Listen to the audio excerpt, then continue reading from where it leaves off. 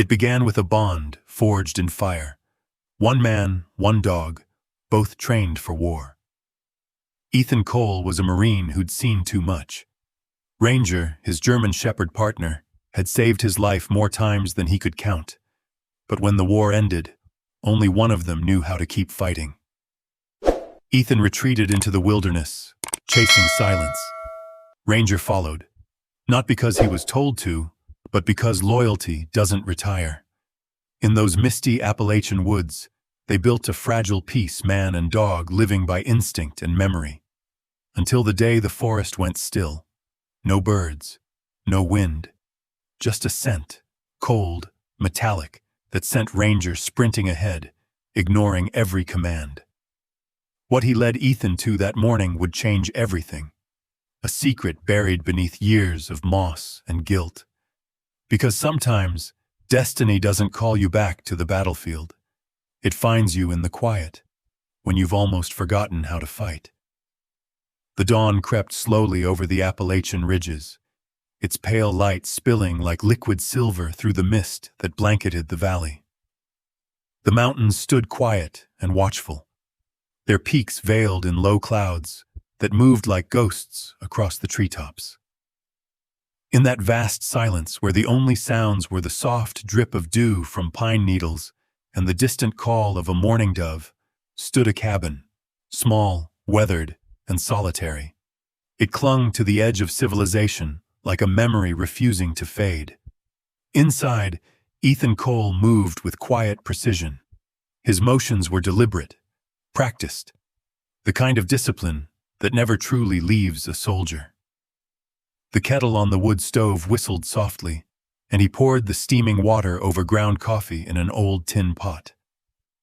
The aroma filled the single-room cabin, blending with the faint scent of oil and gunmetal. Every object had its place. The rifle mounted on the wall above the hearth, the boots lined neatly by the door, the folded wool blanket at the foot of the bed. This ritual was his anchor. The simple acts of order, cleaning, checking, repairing, were how Ethan kept his mind from unraveling. War had stripped away the noise of life, but it had left behind a silence that could be unbearable. So he filled it with motion, with tasks that required no thinking, only repetition. A low whine broke the stillness. From the corner near the stove, Ranger, a German shepherd with a thick sable coat and amber eyes bright as flame, lifted his head. The dog stretched, his muscles rippling beneath his fur, and padded silently across the wooden floor. Ethan looked down, and for the first time that morning, a faint warmth touched his expression. "Morning, partner," he said quietly, his voice rough from disuse. He reached down, scratching behind Ranger's ears. The dog leaned into his touch, pressing close, a familiar ritual of its own. They had been together for almost 5 years, through storms and solitude, through nights when Ethan woke drenched in sweat and shaking, trapped in dreams of sand and blood. Ranger always knew. Sometimes before the dreams even began, he would place a paw gently on Ethan's chest, grounding him, pulling him back from the edge of memory. Ethan poured another cup of coffee and sat by the window. Outside, the mist curled around the pines like smoke, turning the forest into something both beautiful and haunted.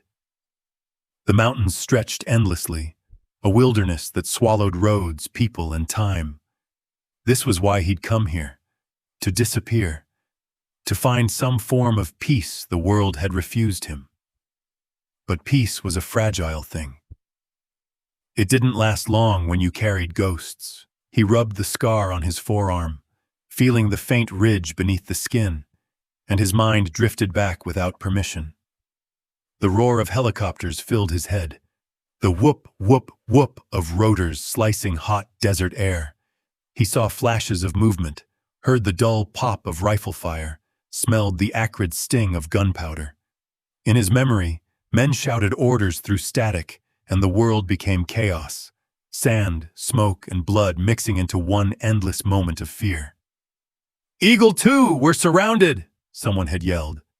He could still see the boy's face, Private Sanchez, barely 20, his hands trembling as he tried to reload. Then the explosion. The world had gone white, then red. The sound of screaming had merged with the distant hum of engines fading into the horizon. Ethan blinked. The forest returned. The kettle hissed softly on the stove again.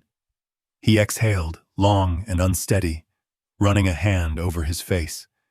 Ranger had come closer, pressing against his leg. "It's all right, boy," Ethan murmured, though the tremor in his voice betrayed him. "Just ghosts." He reached for his rifle, wiping the barrel with a soft cloth. It wasn't for hunting that morning, more for comfort. A way to occupy his hands when the past pressed too close. The metal felt cold and familiar, like an extension of himself. He checked the sights, oiled the bolt, and set it back on the rack with a soldier's precision. Outside, the sun began to burn away the mist. Light filtered through the trees in golden shards, catching on the edges of the cabin window. Ranger moved to the door, sitting upright, ears alert. He stared out into the forest, his chest rising and falling in a slow rhythm. Ethan followed his gaze. The wilderness stretched endlessly ahead, an ocean of green shadows and unspoken stories. Somewhere out there, the remnants of forgotten lives lingered. Miners' camps, logging trails, old bones buried under moss. It was a land that swallowed the past and kept its secrets well. He envied it. He set the empty mug down on the table and stood, stretching. The boards creaked under his weight. Ranger rose immediately, ready. "You want to stretch your legs too?" Ethan asked. The dog's tail gave one solid wag. The cabin door groaned open, and the cool morning air rolled in, carrying the scent of damp earth and pine resin. Ethan stepped onto the porch, his boots thudding softly on the wood. The valley below glimmered faintly, a river of mist winding between dark hills. For a long moment, he simply stood there, breathing in the quiet. The stillness was so complete that even his heartbeat felt loud. This was his refuge, his penance. Every day he lived here was another day to make peace with the lives he couldn't save. Ranger nudged his hand again, breaking the spell. Ethan looked down at him and smiled faintly. "You keep me grounded, don't you?" he said. The dog tilted his head, as if he understood every word. A hawk screamed in the distance, the sound slicing through the air. The forest seemed to shiver in response, alive but unknowable.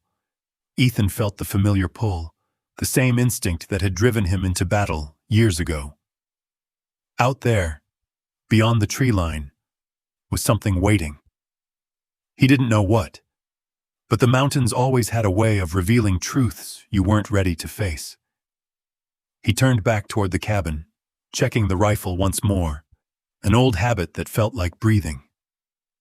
Ranger's paws padded softly behind him. The day would unfold like the ones before it. Coffee, silence, the rhythm of work and memory. But somewhere deep in the forest, change was already stirring. The wind shifted, carrying a faint metallic tang, almost imperceptible. Ranger's ears twitched. Ethan frowned, sensing it too, a strange unease like the first tremor before a storm. He pushed the thought away and closed the door behind him. Inside, the kettle began to whistle again, sharp and insistent. Ethan poured another cup, staring into the dark surface of the coffee as if it might hold some kind of answer. In the reflection, for just a heartbeat, he saw not his own weary face, but the flash of a helmet, the shimmer of heat on desert sand. Then it was gone. He blinked, exhaled, and let the silence settle around him once more. In that quiet cabin, far from the world, Ethan Cole believed he had buried his past for good. But the mountains never let go of their secrets, and neither, it seemed, could he. The forest woke slowly that morning, shaking off the mist like a living thing. The first rays of sunlight slanted through the trees in pale gold shafts, catching the dew on every fern and leaf. The air smelled of pine, cold soil, and something older, something untouched by man. Ethan Cole moved quietly through that wilderness, his boots sinking into the soft carpet of leaves. Each step was deliberate, almost reverent, as if he feared to disturb the stillness. His rifle rested easily against his shoulder, though he hadn't fired it in weeks. For him, the hunt was never about trophies or meat. It was about rhythm, focus, control. The forest gave him something the world had taken away, a sense of purpose without blood. Beside him, Ranger padded in near silence, his movements fluid, his amber eyes scanning the shadows ahead. The German shepherd's breath steamed faintly in the crisp air. Every few steps, he glanced back toward his master, seeking silent confirmation. Ethan gave a small nod, and they moved deeper into the valley.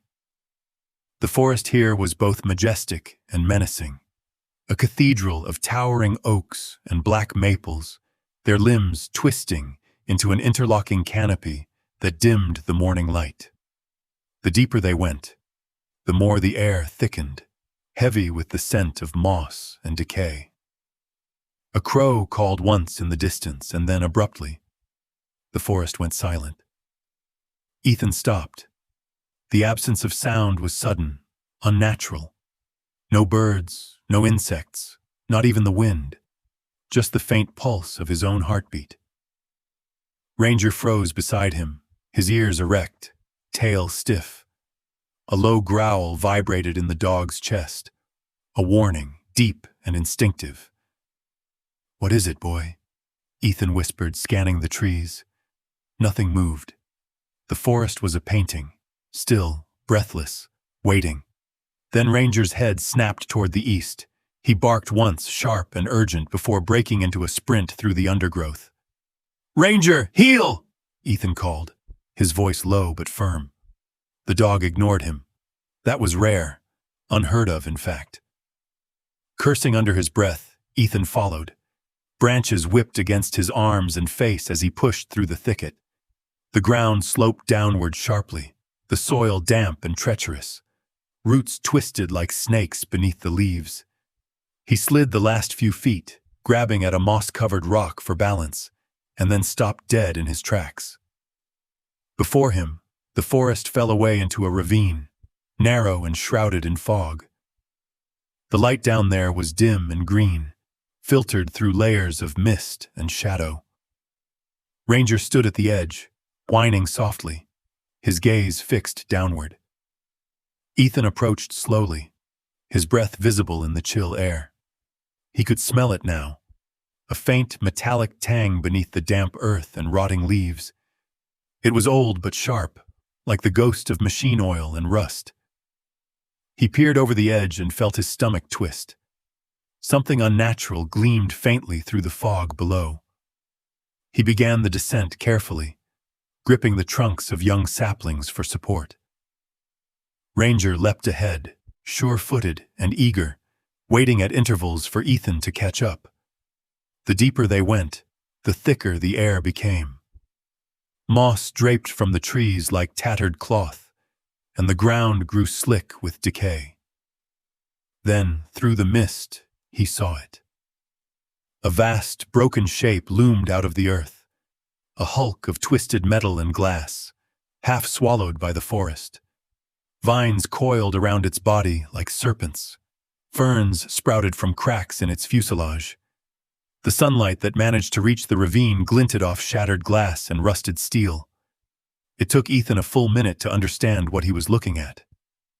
An Apache attack helicopter, its body fractured and torn, lay buried in the soil. The tail section had snapped clean off, the rotor blades bent and broken like ribs of a fallen beast. Nature had claimed it long ago, moss growing over its panels, roots creeping through its windows.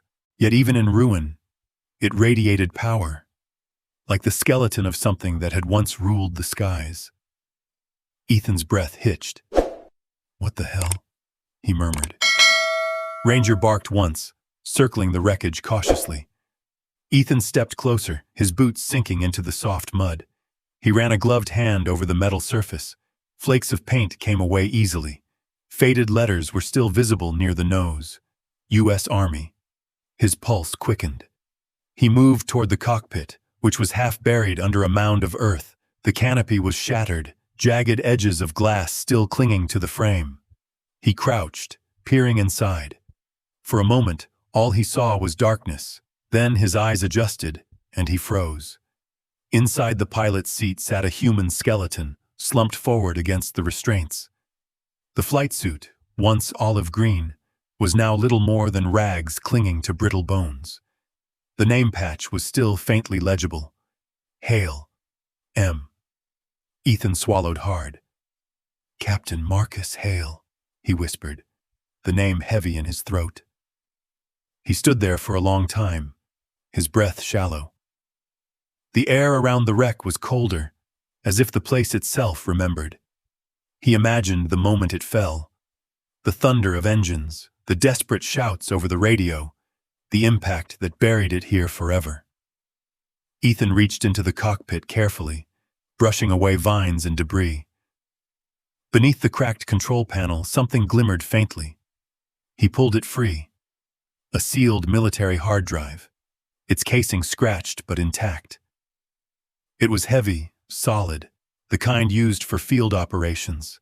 He turned it over in his hands. "What were you carrying, Captain?" he murmured. Ranger stood nearby, silent now, his head tilted as if sensing the gravity of what they had found. Ethan crouched again, staring at the skeletal remains. The helmet still rested near the pilot's feet. A faint symbol, a unit insignia, was burned into the fabric. It was one Ethan recognized. He'd served under that same emblem once. A lump rose in his throat. He straightened, lifted his hand to his temple, and gave a crisp, silent salute. "No one should die forgotten," he said softly. The words hung in the still air, absorbed by the fog. Somewhere above, a breeze rustled through the treetops, and the forest seemed to exhale, a sound both mournful and reverent. He knelt again, laying a hand briefly on the wreck's cold metal. "Rest easy, brother," he whispered. "I'll find out what happened." Ranger whined softly, his ears twitching. Ethan followed his gaze into the cockpit one last time. Something deep inside caught the light, a faint glint beneath the debris. He leaned closer, frowning. It looked like a lens, small and blackened by time, half hidden beneath the dashboard. A camera.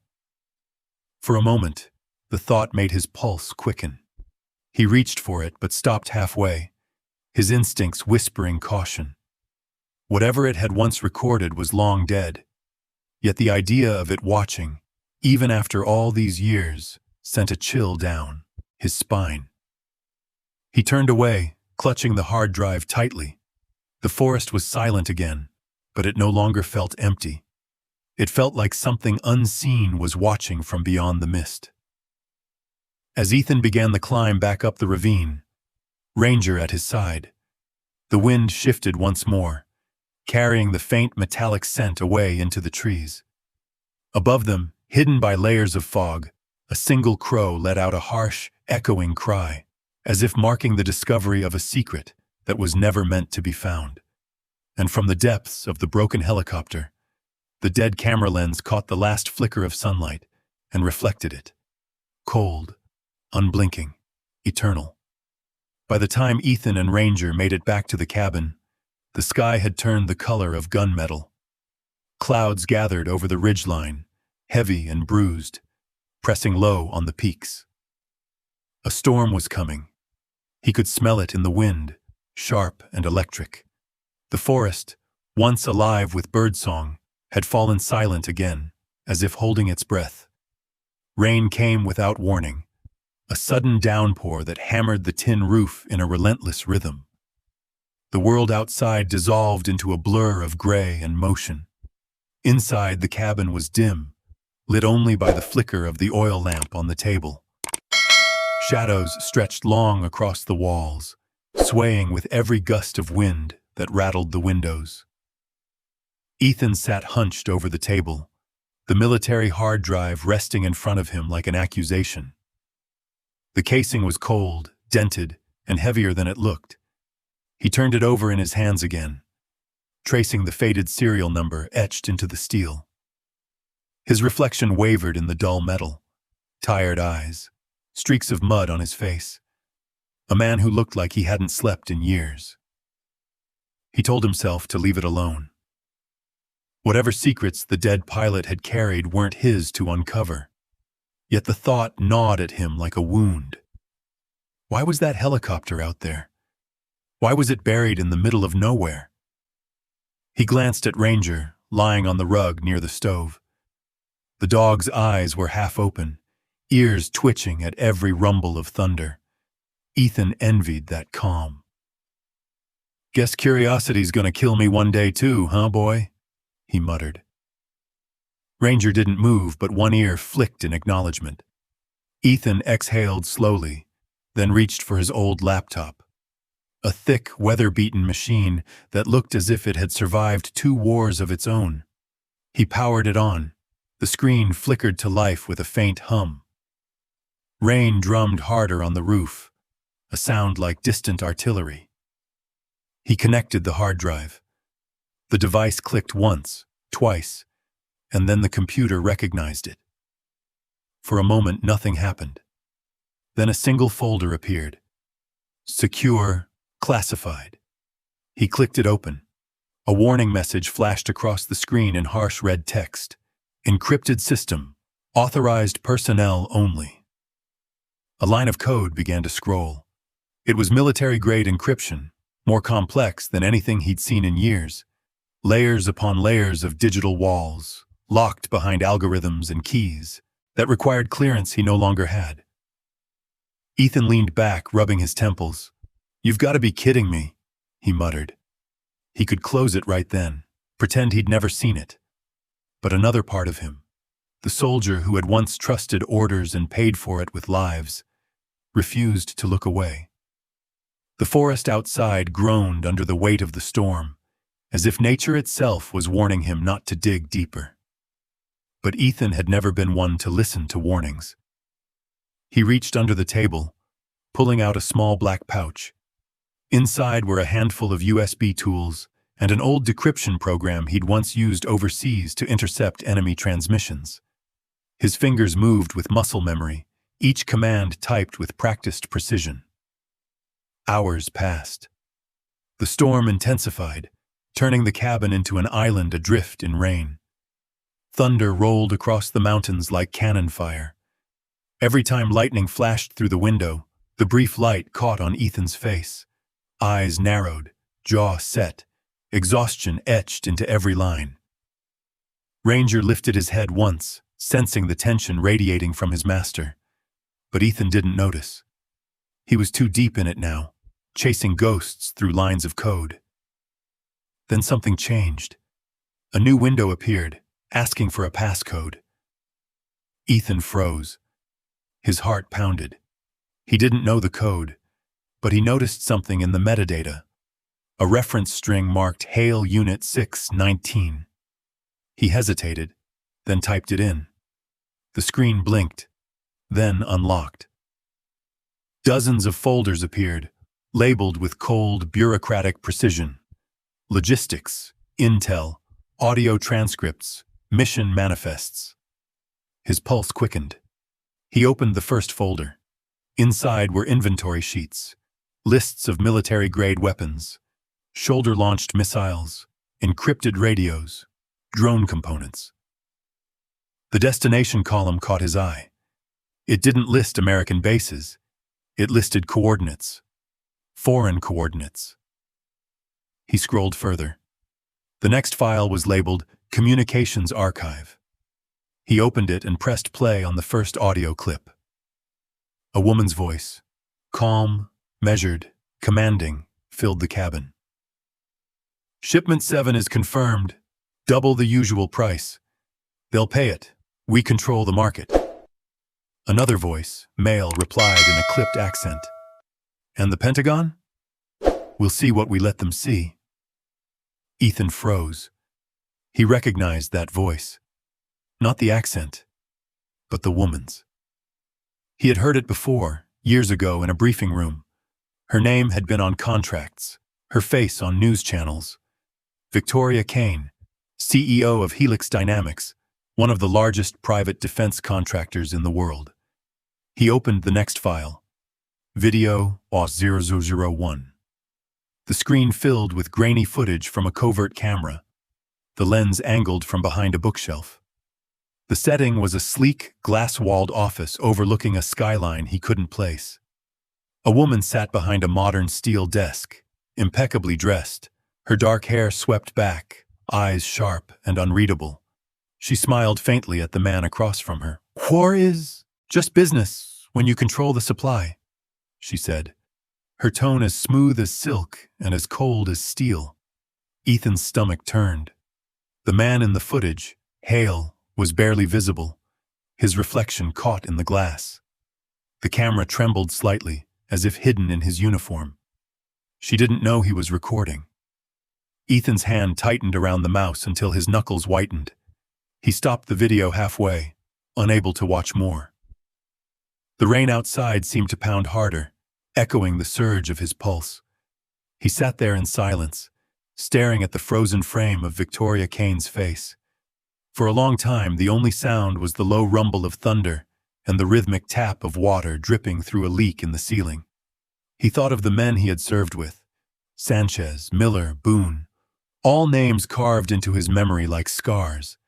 They had fought with weapons supplied by their own country, weapons now being sold to the very enemies they had faced. His throat tightened. Guilt and anger twisted together inside him, a storm he couldn't contain. He slammed his fist on the table, the sound sharp against the rain.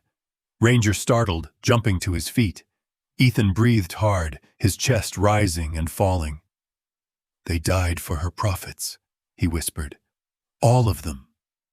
He leaned back in his chair, staring at the drive's dull glow. The cabin felt smaller now, the air thicker. Outside, lightning flashed again, casting shadows across the walls. For the first time in years, Ethan felt something other than silence inside him. It was purpose. Cold, burning, and unstoppable. He didn't know it yet, but the moment he broke that encryption, he had stepped into a war far greater than the one he left behind. And the storm outside was only the beginning. The rain had slowed to a cold drizzle by the time Ethan closed the laptop. The blue light from the screen washed across his face, turning the cabin into a pale, ghostly chamber. His reflection stared back at him from the dark monitor, eyes hollow, jaw tight. A man who had just dug up a secret meant to stay buried. He leaned back in the chair, running a hand over his face. The hard drive lay beside the computer, its LED still blinking faintly like a heartbeat. Outside, the wind sighed through the trees, restless and cold. For a moment, all Ethan could hear was the soft tick of cooling metal and Ranger's slow breathing near the door. He should have felt relief for uncovering the truth, but instead there was only dread, a pressure at the base of his skull, the instinct that something unseen had already turned its gaze toward him. Then, from the far corner of the desk, came a soft click. Ethan frowned. He looked toward the small satellite modem, his only lifeline to the outside world. Its status light, usually steady green, had begun to blink red. The device emitted a faint hum, a sound so quiet most people would miss it. But Ethan wasn't most people. He froze, every muscle tensing. Years of training roared back into focus. That wasn't normal. He stood, moving closer, his boots creaking against the floorboards. The modem's tiny indicator flashed faster now, almost frantic. On his laptop, a line of text appeared for half a second before vanishing. Transmission sent, Signal lock acquired. A chill ran down his spine. He yanked the Ethernet cable out of the port. No, he whispered under his breath, heart pounding. No, no. It was too late. Something had activated when he opened the files, a digital beacon, silent and precise. His location was no longer a secret. Ranger lifted his head, ears perked, a low growl rumbling in his chest. Ethan turned, his pulse thundering in his ears. What is it, boy? The dog was staring out the window, muscles rigid, gaze fixed on the sky. Ethan stepped forward and followed his line of sight through the rain-blurred glass. At first, he saw nothing, just the gray clouds drifting across the treetops. Then a flicker of motion caught his eye. A dark shape, small and angular, hovered against the clouds. It moved unnaturally smooth, tilting and adjusting as it held its position. A drone. Not a hobbyist's toy, not some forestry survey craft. Military, silent, black, precise. It was circling. For a long heartbeat, Ethan didn't move. He simply stared, every instinct screaming that this was impossible, that no one could have found him so quickly. Then reality hit with the weight of a hammer. They hadn't found him. He'd called them. The satellite modem, the encrypted files, the beacon. They knew exactly where he was. Ranger's growl deepened, a sound that came from somewhere primal. The dog's fur bristled along his spine, his tail stiff, ready to act. Ethan's throat went dry. He forced himself to breathe. Easy, he murmured, stepping toward the window. The drone drifted lower, its matte black body reflecting faint slivers of moonlight breaking through the clouds. It had no navigation lights, no sound beyond the faint, insect-like whine of its rotors. Then, just as suddenly as it had appeared, it stopped, hovered, watching. Ethan's stomach knotted. He backed away from the window slowly, every movement deliberate. His mind raced. No good options. If they had a drone, it meant surveillance. And surveillance meant a strike team wasn't far behind. He turned off the laptop, ripped the power cable from the wall, and plunged the room into darkness. The sudden absence of light felt absolute. Only the sound of the rain remained, steady and distant. He reached for his rifle mounted by the door, his fingers steady despite the adrenaline flooding his veins. He checked the chamber, loaded a round, and moved to the window again. The drone had risen slightly now, its red targeting sensor blinking once, just once, and then vanishing. Not good, Ethan muttered. He felt it before he heard it. The faint vibration beneath his boots, like the hum of distant engines. Out there in the valley, something, mechanical, moved through the dark. Ranger turned toward the trees beyond the clearing, snarling low and deep. Ethan crouched beside him, pressing a hand to the dog's side. Stay quiet, he whispered. He killed the last remaining light, the flickering lamp, casting the cabin into shadow.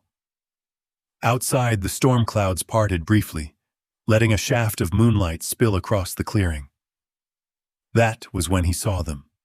Shadows, moving at the tree line. At least 3, maybe more. The glint of glass, the faint flash of a scope catching the moon. Jesus, Ethan breathed. The first wave of paranoia hit hard and cold, the same kind he'd felt years ago on night patrols in Helmand, when every rock, every flicker of light could mean death. He moved fast, silently, pulled the curtain shut, slid the safety off his rifle. His breathing slowed into that calm, mechanical rhythm that only combat veterans know, the stillness before the storm. He crossed to the back door, checking the locks, then the windows. The air inside the cabin grew suffocatingly still. He looked down at Ranger, who stood perfectly still now, his chest rising and falling slowly, eyes fixed on the door. The dog's reflection shimmered faintly in the darkened window, two glowing embers against the night. Ethan knelt beside him. "We're not alone, boy," he whispered. Ranger's ears twitched, the only acknowledgement. Outside, the forest had gone utterly silent again. Even the rain seemed to have stopped. Ethan could feel the weight of the world pressing against the cabin walls. Every instinct told him to run, to vanish into the trees. But another part of him, the Marine that had once led men through ambushes and fire, told him to stand, to watch, to wait. He moved to the window again, careful not to reveal his silhouette. The drone was gone now, swallowed by the clouds. But the presence remained, an unseen eye above the trees. Somewhere out there, someone was already coming for him. He took a slow breath and raised his rifle, sighting down the dark. His heart had steadied now, cold, focused, resigned. The seconds stretched long and quiet. Then, from far below in the valley, a pair of headlights flickered once through the mist, brief, searching, then gone. The message was clear. They were close. Ethan reached for the oil lamp again, but didn't relight it. He didn't need to see. He had the dark. He had his training. And he had Ranger. He whispered softly into the stillness, a vow only the dog could hear. "If they're coming, we'll be ready." Outside, the rain began again, soft, steady, relentless. In the glass of the window, Ranger's reflection glowed, eyes bright and fierce, staring into the night like a sentinel carved from shadow. He didn't blink. He didn't move. He simply waited. The last light of day bled out over the Appalachians like a dying ember. The forest, once painted in gold and crimson, sank into shades of blue and black. Fog clung to the ground in ghostly ribbons, twisting through the pines. From the porch of the cabin, Ethan Cole stood motionless, rifle in hand, scanning the tree line. The air was unnaturally still. Even the crickets had gone quiet. He could feel it. The kind of silence that doesn't belong in nature. A silence that comes before the storm. Ranger stood beside him, his posture tense, muscles coiled like wire. His ears were upright, his tail rigid. The faintest growl rumbled in his chest. He was no longer the calm, watchful companion of morning. He was a soldier now, instinct awakened. Ethan's hand rested lightly on the dog's back. "Easy," he murmured, eyes never leaving the shadows. "Tell me what you see, boy." Ranger's head tilted slightly toward the northeast corner of the woods. His hackles bristled. The growl deepened. Then Ethan heard it. A sound so faint it could have been mistaken for wind. But it wasn't wind. It was movement. Boots. Soft, deliberate, calculated. The kind of movement made by professionals. He turned toward the cabin, his heartbeat quickening, but his mind sharpening. Adrenaline didn't cloud his thoughts. It clarified them. Years of training took over like an old instinct flicking back on. "All right," he whispered, calm, methodical. "Showtime." Inside, he moved fast. He closed every curtain, doused the lanterns, and shut off the generator. The cabin fell into total darkness. He dragged the heavy oak table across the floor, bracing it against the front door. The old wood groaned but held. Ranger followed at his heel, silent now, waiting for orders. From outside came the faint crackle of radio chatter, distorted voices whispering in clipped tones. The language was English, but the accent wasn't military. Mercenaries. They were surrounding the cabin. Ethan moved to the back window and crouched low. Through the slit in the curtain, he saw the faint glow of a red targeting laser sweep across the yard, then disappear. He tightened his grip on the rifle. 3, maybe 4, no, 5, he counted in his head. 1 near the east tree line, 2 circling wide. They were positioning, He'd done this dance himself once. He wasn't afraid. He was furious. "Come on, you bastards," he whispered under his breath. A low thump shook the ground outside, boots hitting mud. Then another. Then the whisper of metal sliding against metal. They were close now. Ranger gave a single sharp bark, breaking the silence. Then hell broke loose. The first shot shattered the window. Glass exploded inward, glittering in the lamplight like ice. Ethan dropped flat, rolling behind the stone hearth as bullets chewed through the walls. The cabin's wooden panels splintered, sending shards flying. Ranger lunged toward the sound, teeth bared, barking ferociously. Ethan reached out and caught him by the collar. "No!" he hissed. "Not yet!" He crawled to the side window, propped the rifle on the sill, and took aim. A figure moved in the chill shadows near the tree line. Quick, crouched, masked. Ethan fired once. The man dropped without a sound. Another flash of light from the right. Automatic fire. Bullets tore through the porch railing, splinters raining like shrapnel. Ethan ducked, returning fire with controlled bursts, every shot precise, deliberate. Years of muscle memory turned chaos into choreography. He could hear them shouting orders now. "Suppress the left side. 2 by the door, breach on my mark."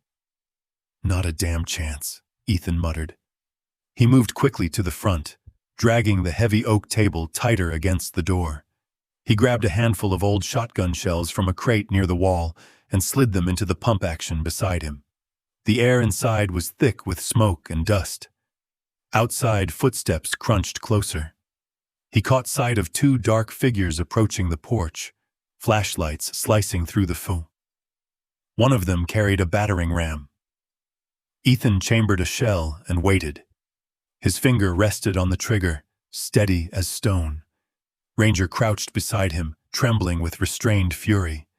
The first blow hit the door. The table groaned. The second blow splintered the frame. On the third, the door burst inward, only for Ethan to fire point blank. The blast lit the cabin like a lightning strike. The first mercenary went down hard. The second ducked and fired blindly into the room. Ethan rolled sideways behind the couch, the bullet whistling past his head. Ranger shot forward like a missile, teeth sinking into the attacker's arm. The man screamed, swinging wildly, trying to shake him loose. Ethan rose, firing a single shot. The scream cut short. "Ranger!" he barked. The dog released his grip and backed up, chest heaving, muzzle streaked with mud and smoke. More footsteps outside. Voices. They weren't retreating. They were regrouping. Ethan could feel the heat of the adrenaline now, his mind racing through tactical options. He was running out of ammunition, out of time, and soon, out of cover. He knelt beside Ranger, pulling him close. The dog's fur was warm and damp under his hand, his eyes burning with fierce loyalty. Ethan leaned close to his ear. "Listen to me, buddy. If I tell you to go, you hear me?" Ranger whined softly, not understanding the words, but sensing their weight. "I mean it." Ethan's voice cracked, low and raw. "You get out. You run. Don't you die for me." Outside, a flashbang rolled through the open door, landing on the floorboards with a dull clink. Ethan grabbed Ranger and dove behind the stone hearth. The flash detonated, light and sound erupting in a blinding instant. The shockwave rattled the walls. Ethan's ears rang, his vision swimming, but he forced himself to move. He fired through the smoke toward the figures storming in. One went down. Another screamed. The cabin was chaos. Firelight, bullets, smoke, and barking. Ranger lunged again, dragging one attacker to the ground. Ethan took out another near the window. The floor was slick with rain and splinters, his lungs burning from the gunpowder. Then, silence. For a moment, all Ethan could hear was his own heartbeat and Ranger's ragged panting. He crouched low, scanning the corners. The night pressed in from every direction. Outside, lightning flashed, revealing the dark outlines of more men approaching from the forest's edge. Ethan's chest tightened. He knew this fight wasn't over. This was just the opening move.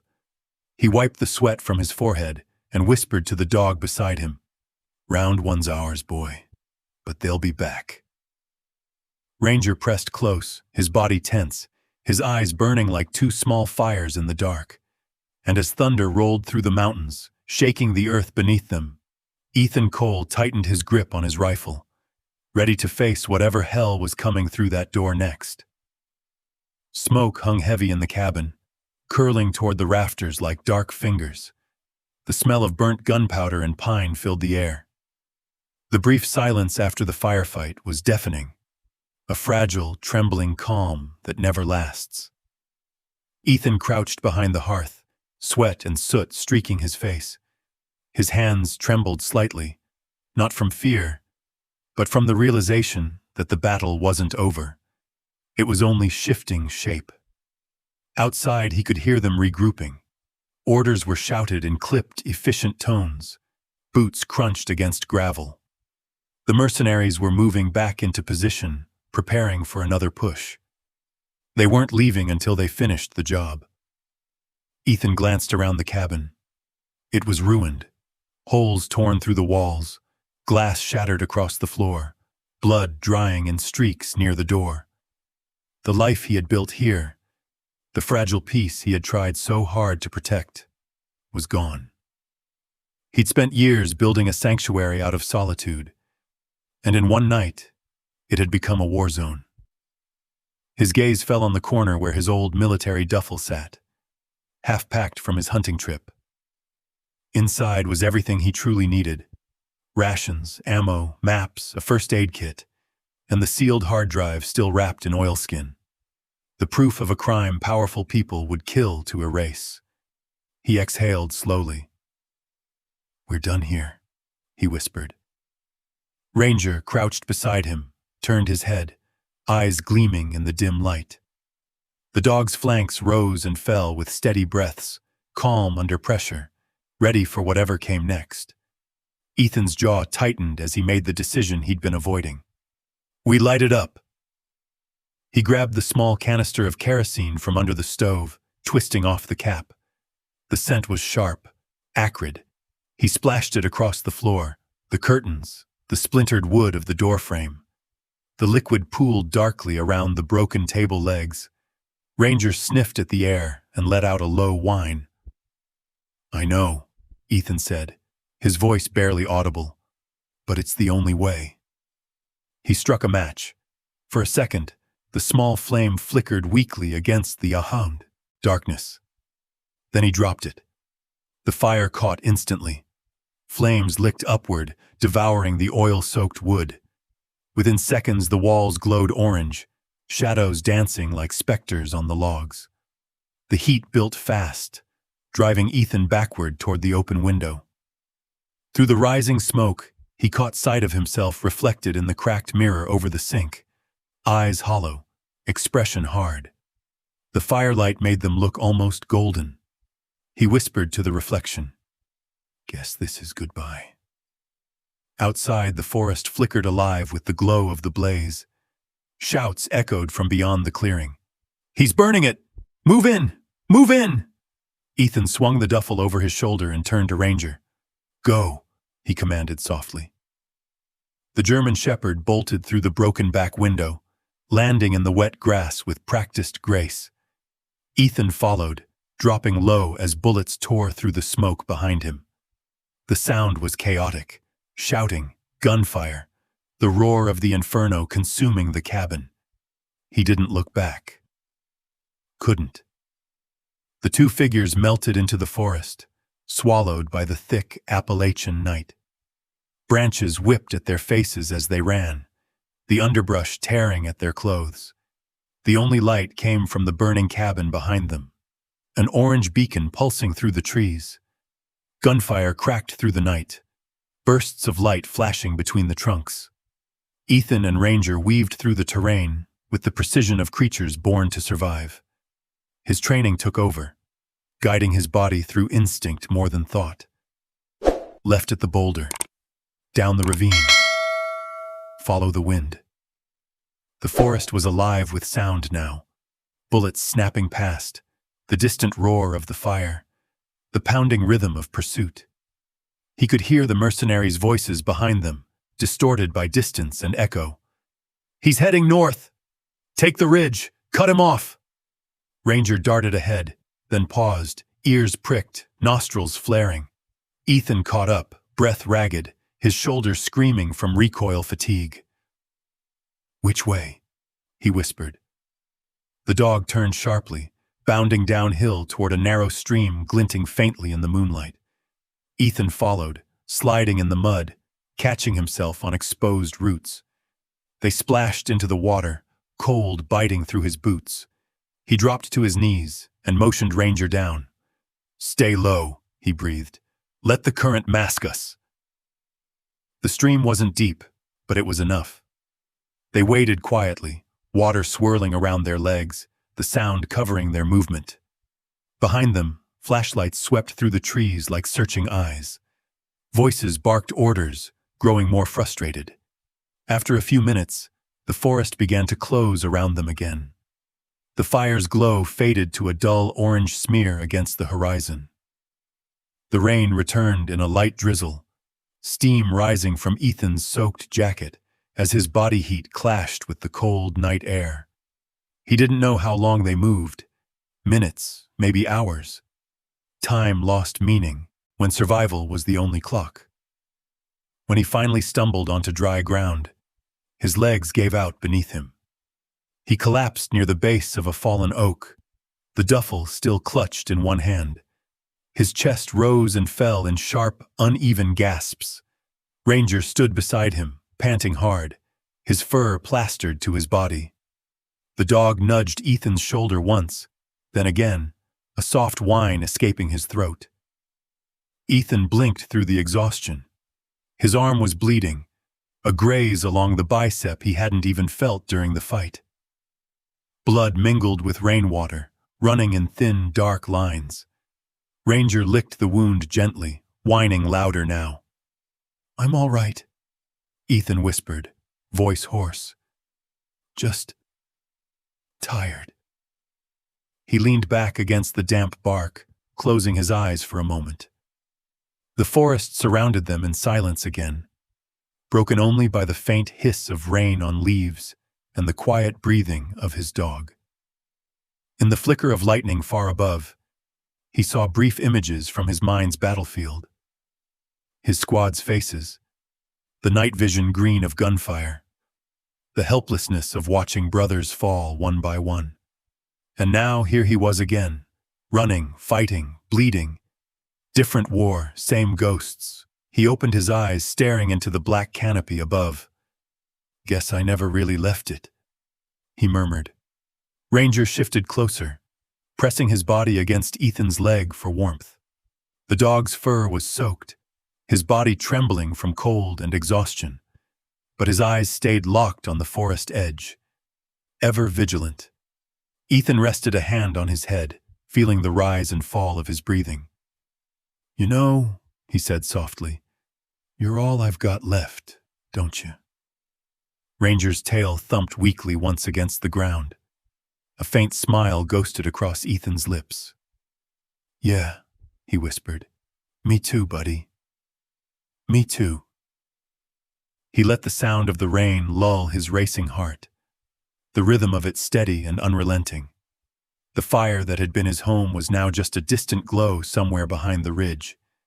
Everything he'd been, the soldier, the recluse, the man seeking peace, had burned with it. But as he looked at Ranger, head resting on his knee, eyes half-lidded but alert, he felt something that hadn't existed in him for years. Hope. The world might be hunting him now, but he wasn't running alone. And as dawn's first light began to break faintly through the mist, painting the rain in silver, Ethan Cole whispered into the quiet, "We keep moving. We survive. That's what we do. Ranger lifted his head, ears twitching at the word survive. The bond between them, man and dog, soldier and guardian, was all that stood between life and the abyss. And for now, that was enough. For 7 endless days, the wilderness tested Ethan Cole in every way a man could be tested. Rain fell without mercy, drenching the mountains in a cold, unrelenting curtain. The sun had vanished behind the clouds, leaving only gray skies and the endless whisper of the storm. The forest floor turned to a mire of mud and roots, every step a battle against exhaustion. Ethan trudged forward through it all, his duffel slung across his back, his rifle wrapped in oilskin. His beard had grown rough, his clothes clung to him, and every muscle in his body screamed for rest. Yet he pressed on, driven by the numbers etched into his mind, the coordinates from Captain Hale's hard drive, burned into memory like a compass to the truth. Beside him, Ranger endured with the quiet resilience only a German shepherd could possess. His fur was matted with mud, his paws cracked from the terrain, but he never lagged behind. Every time Ethan stumbled, Ranger circled back, nuzzling his hand, reminding him they weren't finished yet. The wilderness was both refuge and punishment. In its silence, Ethan found moments of peace, but in its cruelty, he found reminders of war. The wind howled like ghosts through the pines. The rain lashed at his face like shrapnel. When the thunder rolled through the valleys, it sounded too much like artillery. On the third night, the storm broke only long enough for the cold to set in. Ethan built a small fire under a rock overhang, the flames barely surviving the wind. Ranger curled close, eyes half open, ears twitching at every sound.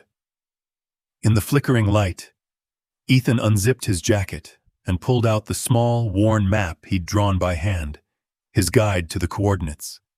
His finger traced the lines across the ridges, toward a point marked by a faint pencil cross deep within the George Washington National Forest. It was the kind of place that swallowed men whole. He stared at it for a long time, rain dripping from his hood, before muttering under his breath, "You better be worth it, Hale." The following days blurred together into one long struggle for survival. Hunger gnawed at him. Their supplies had dwindled to scraps, jerky and rainwater, shared evenly between man and dog. At night, the howls of wolves echoed from the distance, drawing closer each evening. On the 5th night, he woke to Ranger's low growl vibrating against his ribs. The fire had nearly died. In the shadows beyond its light, he saw the glint of eyes, 5, maybe 6 pairs, glowing like amber coals. Wolves. Ethan's hand moved slowly to his rifle. "Easy, boy," he whispered, voice calm despite the thundering in his chest. The alpha stepped forward, a massive gray shape moving with predatory grace. It studied them, 2 intruders in its territory. For a long moment, the forest held its breath. Then Ethan threw a burning branch toward them. The wolves recoiled at the flare, their eyes flashing white before vanishing into the dark. He sat there long after they left, the adrenaline keeping him awake until dawn. By the 7th day, Ethan's body was near its limit. His boots were shredded, his shoulder wound had reopened, and he hadn't slept more than an hour in 2 days. But when the rain finally stopped, the clouds parted just enough to reveal something ahead. A rumble, deep and steady, rolled through the air. Not thunder, something constant, alive. Ranger's ears perked up. He bounded ahead, sniffing the ground, tail wagging weakly. Ethan followed, pushing through a thicket of slick undergrowth until he broke into open space and froze. Before them towered a waterfall, nearly 100 feet tall, roaring down a sheer cliff face. The cascade crashed into a deep emerald pool below, spraying mist that shimmered in the pale morning light. Ethan stood there in awe, his exhaustion momentarily forgotten. The sound filled the canyon like the heartbeat of the earth itself. He took out the map again, the paper nearly disintegrating from moisture. The coordinates matched perfectly. "This is it," he murmured. Ranger barked once, sharp and certain, as if confirming it. Then the dog trotted along the edge of the pool, sniffing at the slick rocks near the right side of the falls. He stopped suddenly, whining, pawing at a curtain of hanging ferns. Ethan limped closer. "What do you got?" He parted the ferns, and behind them, hidden in shadow and mist, was a narrow fissure in the rock face. Barely wide enough for a man to squeeze through, but just large enough to be deliberate. "Good boy," Ethan whispered. He knelt and pressed a hand to Ranger's wet fur. "You did it." They slipped through the opening, the roar of the waterfall fading behind them into a muffled heartbeat. Inside, the air grew cold and heavy. Drops of water fell from the ceiling, echoing softly in the darkness. Ethan switched on his small flashlight. The beam cut through the gloom, revealing a short tunnel that opened into a wide stone chamber. And there, at the center of the cave, resting on a flat slab of rock, was a black pelican case, military issue, sealed tight, its edges dulled by age and moisture. Ethan's breath caught. He stepped forward slowly, each footfall echoing. His fingers trembled as he wiped away the dust and grime from the lid. Faintly stenciled on the side were the words, "Capt. M. Hale, property of U.S. Army." He knelt beside it, heart hammering. With a twist of the latches, the case opened with a soft hiss of pressure. Inside, neatly preserved in waterproof sleeves, lay stacks of documents, handwritten notes, maps, and a folded letter resting on top, its envelope sealed with red wax, cracked with time. Ethan picked it up carefully. The paper was brittle, the ink smudged but legible. He broke the seal and unfolded the letter. The handwriting was steady, deliberate. "If you're reading this, I'm already gone. They found out. My helicopter went down before I could deliver the evidence. You don't know me, but you're standing where I made my last stand. Trust no one. Not the agency, not the brass. The truth is buried deeper than this cave. Tell it. Don't let them erase us. Captain Marcus Hale." Ethan's hand shook as he lowered the letter. The weight of it pressed against his chest. Not just paper, but a burden passed from one soldier to another. He looked up at the cave walls, their damp surfaces shimmering in the weak light. "You did your part, Captain," he murmured. "Guess it's my turn now." Ranger moved closer, resting his head against Ethan's knee. The warmth of the dog's touch grounded him, pulled him back from the ghosts swirling in his head. Ethan reached out and scratched behind Ranger's ear. "We found it, boy. The truth. But getting out? That's gonna be the hard part." The dog's tail gave a slow, weary wag. Ethan packed the contents of the pelican case carefully into his duffel, the documents, the maps, the letter, and zipped it shut. He took one last look at the cave, at the lonely resting place of a fallen comrade. "Rest easy, Captain Hale," he whispered. "You're not forgotten." As he turned toward the exit, the roar of the waterfall grew louder again, echoing like applause through the stone. And for the first time in years, Ethan Cole felt something stir inside him. A purpose, fragile but fierce. A promise that the truth would see the light. The cave was silent except for the distant thunder of the waterfall, its rhythm echoing like a heartbeat through the rock. The air hung thick with damp earth and the faint metallic scent of rust. Ethan crouched beside the open pelican case, the letter from Captain Hale still trembling in his hand. Ranger sat nearby, watching him with that quiet, unblinking focus that only a working dog could possess. For a brief, fragile moment, there was peace, a sense of sacred stillness, as though the world beyond the cave had ceased to exist. The mission was clear now. The truth was tangible. Ethan had found what Hale had died protecting. But then Ranger's ears twitched. The dog's head turned sharply toward the narrow entrance hidden behind the curtain of vines and water. His muscles went rigid, his fur bristling along the spine. A deep, low growl rolled from his throat, soft at first, then building, vibrating through the cave floor. Ethan froze. He didn't need words to understand. They'd been found. He snuffed out the small lantern instantly. Darkness swallowed them whole. Only the faint glimmer of light from the waterfall filtered through, refracted into shifting beams. Ethan's heartbeat thundered in his ears.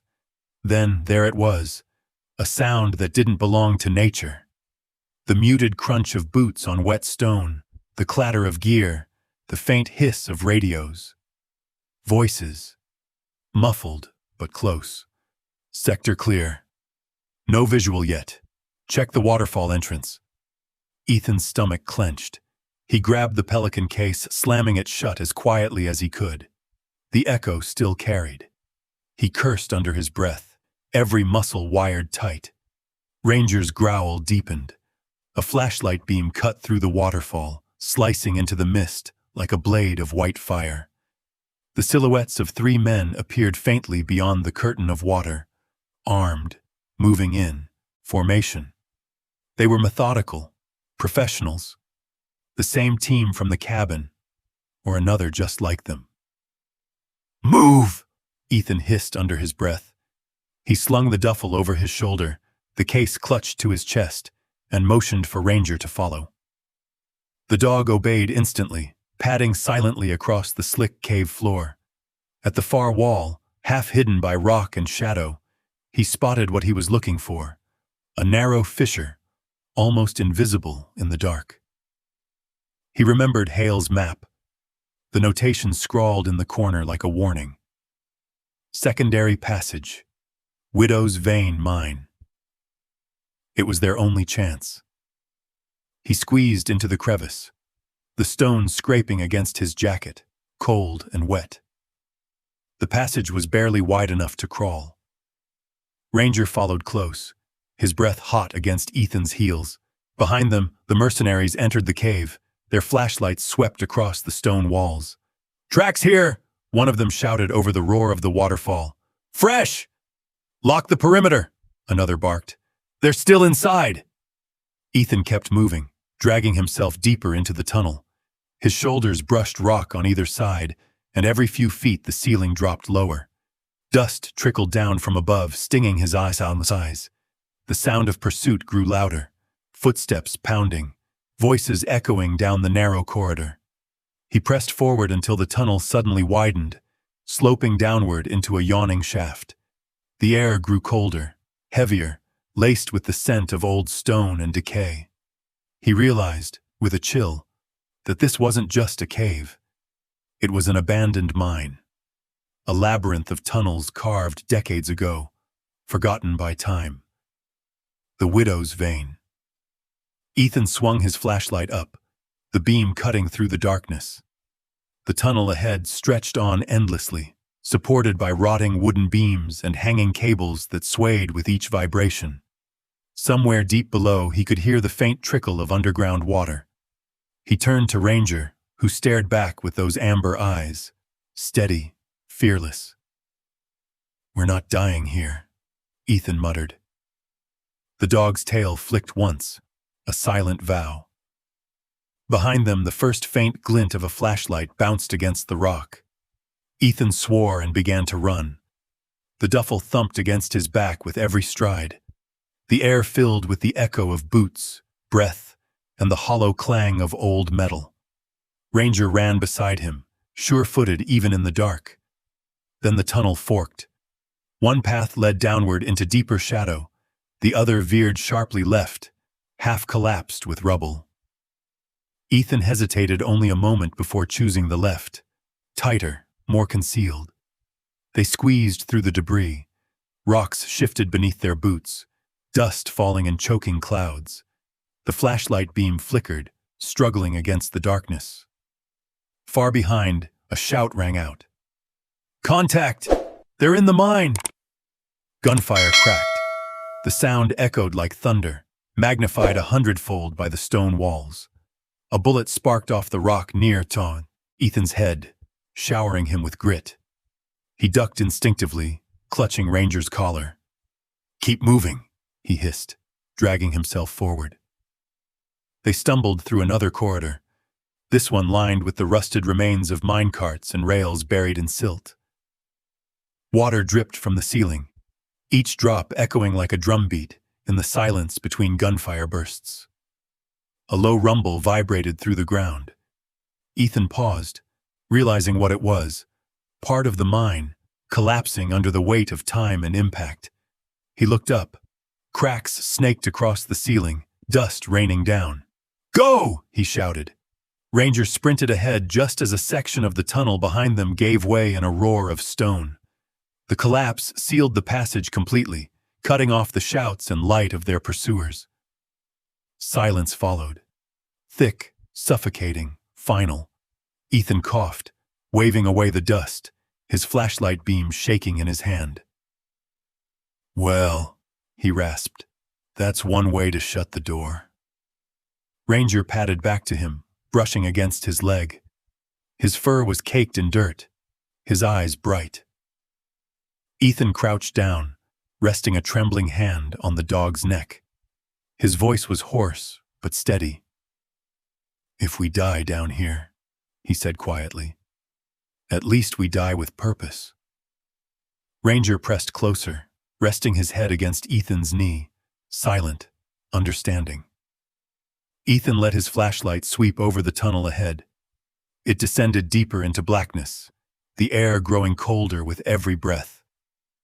Somewhere in that darkness lay the only path left, the one Hale had marked as exit through lower veins, mine junction. He rose, adjusting the duffel on his shoulder. "Come on, partner," he said softly. "We're not done yet." Together, man and dog moved forward into the abyss, their footsteps echoing off the stone. The beam of Ethan's flashlight danced across old warning signs barely legible through the grime. Caution. Unstable shaft. He ignored them. There was no turning back now. As they disappeared into the depths, the sound of distant, muffled shouting filtered faintly from behind the collapsed rock. The mercenaries were still alive, still hunting, still relentless. But so were they. The widow's vein swallowed them whole, the light of the surface fading behind the jagged walls until there was nothing left but the rhythm of their breathing and the echo of dripping water. And somewhere, in the suffocating dark, Ethan Cole found a strange sense of calm. Not safety, not peace, but purpose. A reason to fight, to survive, to finish what another man had died to begin. He placed a hand lightly on Ranger's back and whispered, "Lead the way." Ranger moved ahead, sure and steady, guiding him through the black maze. Behind them, dust still drifted in the air where the tunnel had fallen. Ahead of them, the dark waited, vast, hungry, and full of unfinished promises. The tunnels seemed alive. They breathed, groaned, and whispered as if the earth itself remembered the pain buried within its veins. Every sound, a drip of water, a crack of stone, echoed like footsteps. Ethan Cole moved slowly through the black labyrinth, one hand gripping his rifle, the other brushing against the cold wall to orient himself. Ranger led the way, silent as a shadow. His paws made no sound on the damp rock, his head low, ears pivoting to catch every noise. The faint red beam from Ethan's dying flashlight flickered across rotted support beams and rusted rails before fading completely. Darkness swallowed them whole. He switched it off. The light was more danger than comfort now. "Easy," he whispered to the dog, his voice barely audible. They stood still, listening. Somewhere in the distance, boots crunched on gravel. Voices followed, muffled, distorted by echoes, but close enough to tighten the air. Check the lower shaft. He's down here, he has to be. They were hunting him like an animal, and they were good at it. But Ethan had been trained by ghosts tougher than them. He took a deep, steady breath and crouched beside Ranger. "We're gonna turn this darkness against them," he murmured. Ranger's tail twitched once, a signal of understanding. Ethan moved deeper into the mine, following the faint trace of airflow toward a larger chamber. The walls narrowed, then widened again into a long corridor supported by decaying beams. The air smelled of dust and oil. He crouched behind an overturned cart, waiting. The faint green glow of a flashlight beam appeared at the far end of the tunnel. One of them was scouting ahead. The mercenary's steps were slow, careful, confident. He thought he was the predator.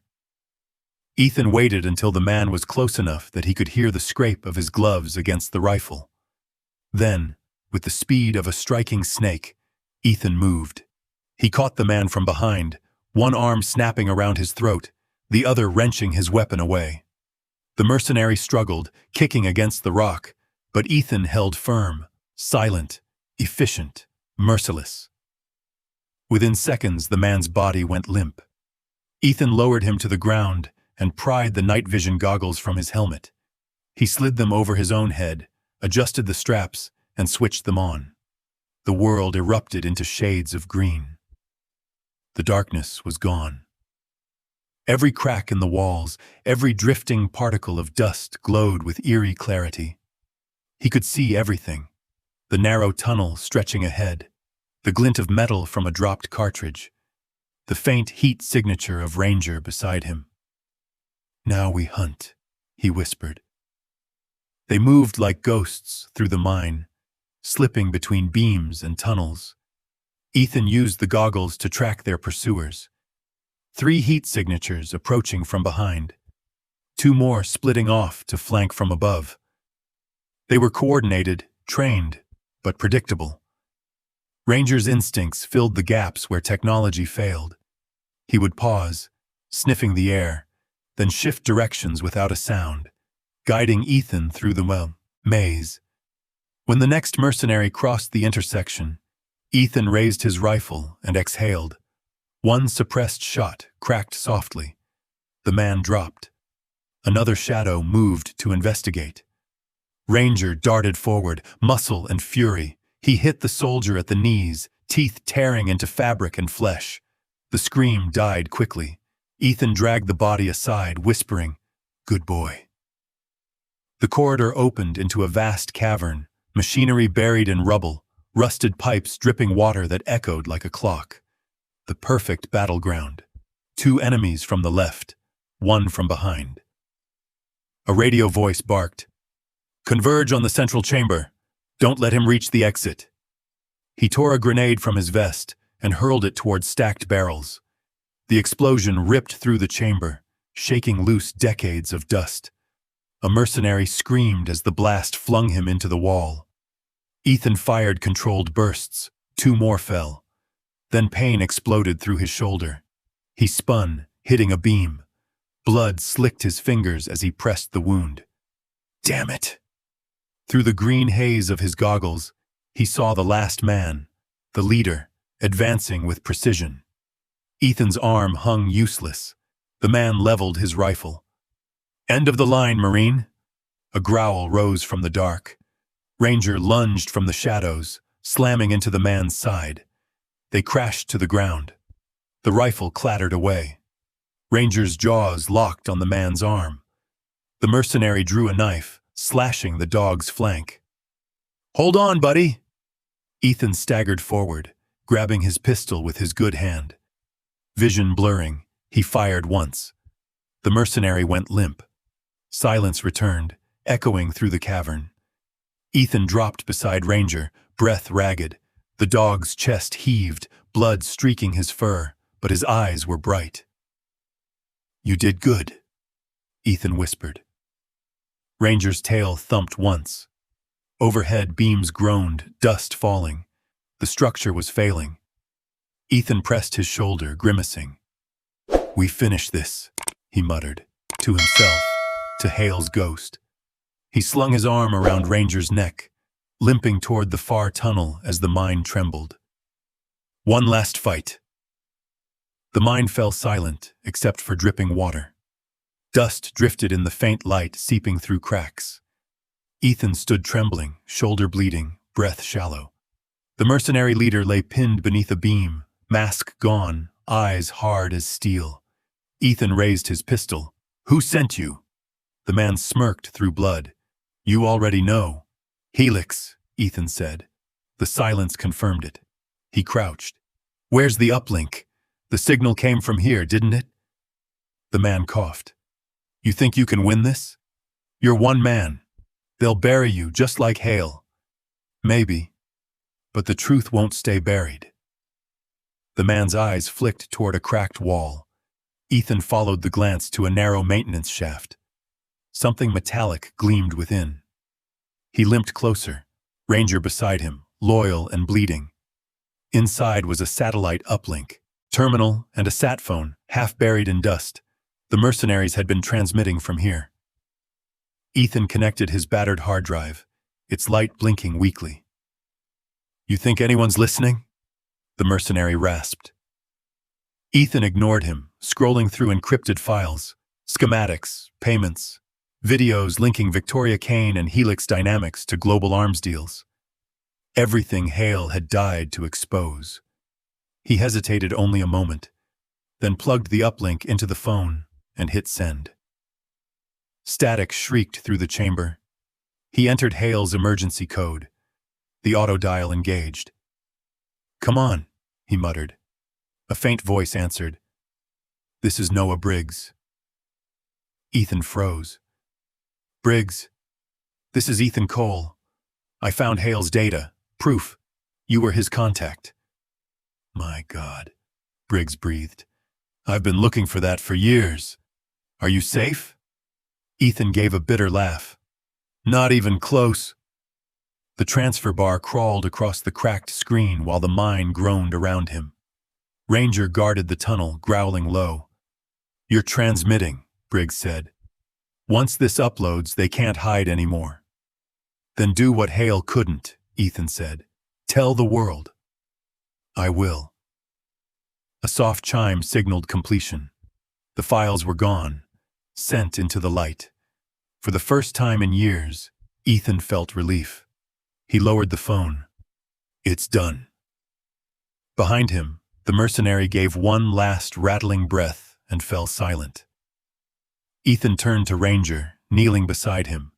The dog's breathing was shallow but steady. Ethan pressed his forehead to Ranger's. "We made it, buddy. We actually made it." Exhaustion crashed over him. The last thing he heard was the drip of water and the faint brush of fur against his hand. Days later, sunlight pierced the ruins. Voices shouted, "We've got movement!" White light filled his eyes as hands pulled him free. The smell of antiseptic replaced dust. When his vision cleared, he saw FBI insignias. "Easy, soldier," someone said. "You're safe now." Ranger barked weakly from a stretcher, his leg bandaged. Tears blurred Ethan's eyes. "You held on, didn't you?" An agent smiled. "That dog's the reason we found you. He led us right to the shaft." Ethan reached out, brushing Ranger's paw. "Good boy," he whispered as sleep claimed him again. Autumn painted the mountains in gold and fire. The forest had healed, though it still whispered of what happened there. A new cabin stood where the old one had burned, smaller, simpler, built by Ethan's hands. Its porch overlooked a quiet valley. Ethan sat there now, wrapped in flannel, coffee steaming beside him. His shoulder was stiff, the scars pale, but the pain no longer haunted him. Beside him lay Ranger, fur full and shining again, eyes half closed in peace. His tail thumped lazily. The wind carried the scent of pine and smoke. No gunfire. No fear. Just the sound of life continuing. Ethan gazed at the horizon where the sun brushed the salt ridges. A voice echoed within Hale's words, Briggs's promise, every moment that had led him here. He spoke softly, like finishing a story long unfinished. In the silence of these woods, he found not solitude but salvation. Ranger stirred, pressing against his leg. Some wars never end, Ethan murmured, until loyalty gives them peace. The wind rustled the trees like an old friend. Ethan leaned back, one hand on Ranger's fur, eyes half closed. The past was still there, but no longer ruled him. He had done what Hale could not. The truth was free. And for the first time since the war, Ethan Cole believed in peace. When you've walked beside a loyal dog long enough, you realize they don't just share your life, they carry parts of it. Through every silence, every storm, they listen without judgment and love without condition. That's what Ranger stood for. Loyalty, courage, and the quiet kind of love that never asks for anything in return. Maybe that's why stories like this touch us so deeply. Because we've all had, or dream of having, a dog who understands us without words. If you'd like to learn ways to strengthen that bond, there's a wonderful little resource I came across recently. It's not about training tricks or fancy gear. It's about connection, understanding, and heart. I'll leave it right here for you to explore if you'd like. Take your time with it. Sit with your dog. Maybe share a moment in the quiet. Because sometimes, love doesn't need to be said out loud. It just needs to be felt.